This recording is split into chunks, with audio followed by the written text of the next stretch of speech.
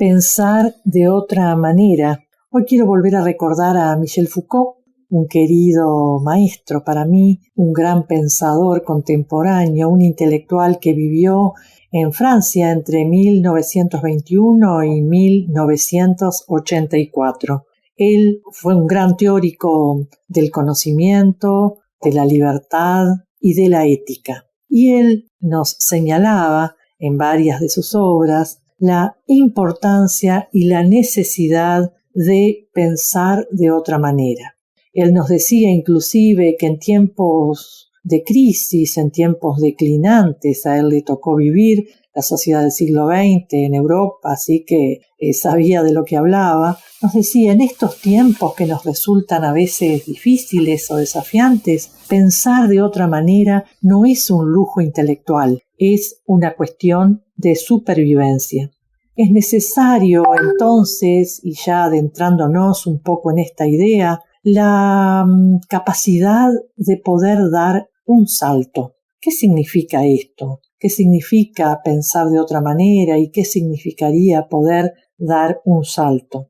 Pensar de otra manera es poder buscar otras explicaciones para las mismas cosas que sabemos cómo hacerlas. Muchas veces sabemos cómo hacer las cosas y venimos haciéndolas, pero resulta que no nos convence, resulta que los resultados no nos satisfacen. Entonces, ¿no será la hora de buscar otras formas de pensar, de poder vislumbrar la posibilidad de que podamos resolver de otra manera? Y para eso hay que recurrir a otros procedimientos, a otras explicaciones.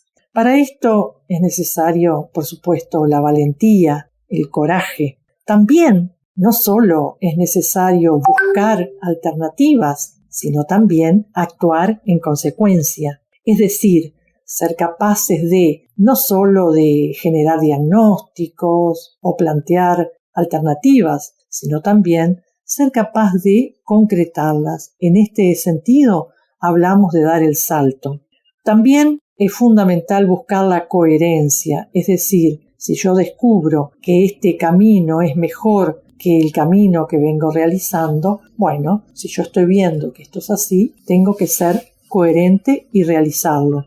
La coherencia es la consonancia entre lo que pienso y siento y lo que hago, es decir, lo que la psicología social, por ejemplo, menciona como actitud psicosocial.